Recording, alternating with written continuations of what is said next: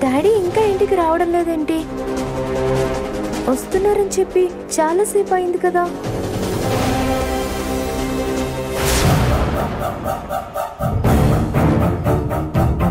ఏంటి సార్, మా గేట్కి ఏమంటిస్తున్నారు? మీ నాన్న మా బ్యాంకులో తీసుకున్న అప్పు కట్టనందుకు వార్నింగ్ నోటీస్ అంటిస్తున్నాం. మా డాడీ మీ దగ్గర తీసుకున్న అప్పు తప్పకుండా తీరుస్తారు. మీరు ఇలా నోటీసులు అంటించాల్సిన అవసరం లేదు.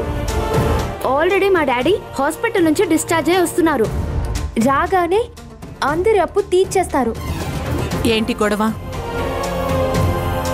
చూడు మమ్మీ, డాడీ లోన్ క్లియర్ చేయలేదని మన ఇంటికి నోటీసులు అతికిస్తున్నారు.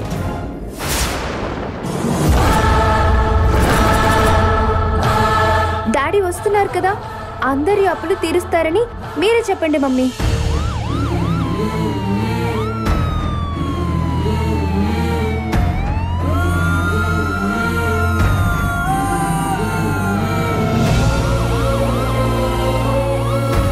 మేము అంటించిన నోటీసులకే మీరు అంత ఫీల్ అయిపోతే అదిగో అక్కడ చూడండి.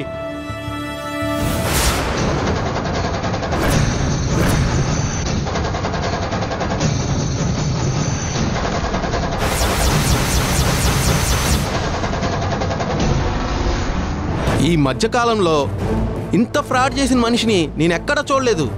ఏం బ్రతుకులో ఏంటో. బయటికి పెద్ద మనుషుల్లా కనపడుతూ చేసేవేమో చిల్లర పనులు. పదవయ్యా.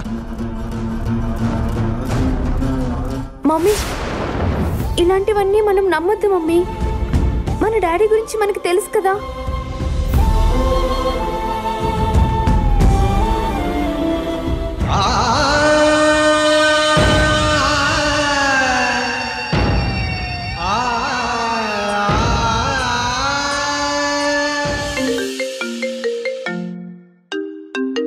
హలో, ఏంటి బాను, మీ ఆయనేదో పెద్ద మోసం చేశాడంట కదా, బాగా సంపాదించుకున్నాడంట కదా. బయట జనం ఒక్కటే గుసగుసలు. ఎంతెనకేశారేంటి?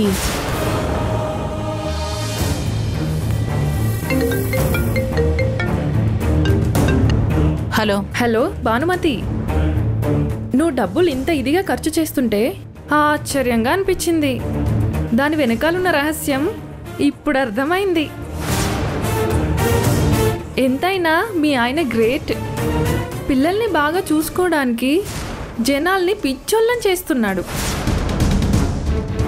ఇప్పుడు 2 స్టేట్లు దీని గురించే మాట్లాడుకుంటున్నారు. చిచి, నా ముందు తల పైకెత్తి మాట్లాడడానికి భయపడేవాళ్లు కూడా ఈయన చాతకానితనం వల్ల డైరెక్ట్గా ఫోన్ చేసి మాట్లాడుతున్నారు. వస్తారుగా, రాని అసలు ఏంటిదంతా అని కడిగి పారేస్తాను.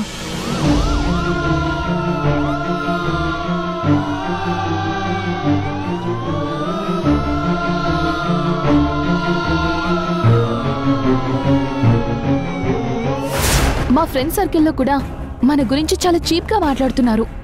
అవన్నీ వింటుంటే చాలా ఎంబారేసింగ్గా ఉంది.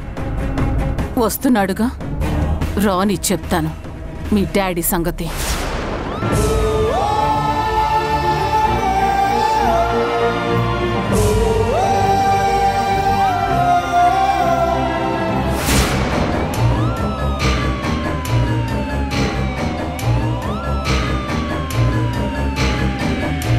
అదేంటి అంబులెన్స్ వస్తుంది?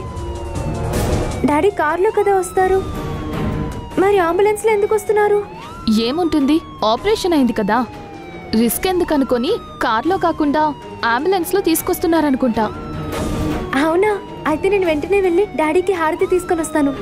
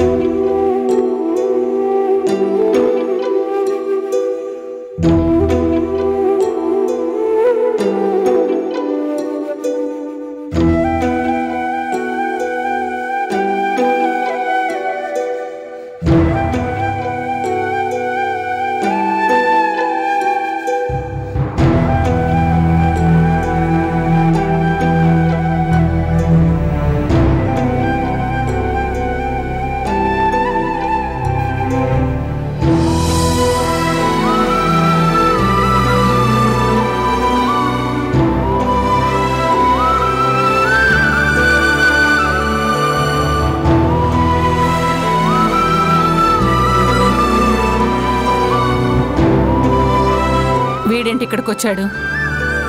ఎంత ధైర్యం వీడికి!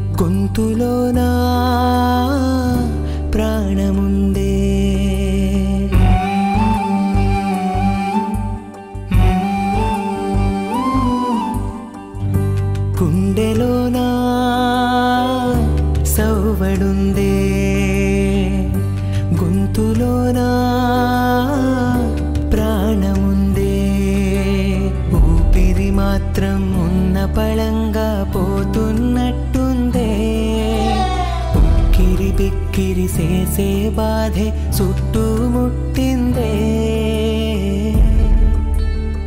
ఓరోరి దేవుడో ఎన్నెన్ని సితారాలు సేతావు నీ రాతలో నీ సేతి బొమ్మలా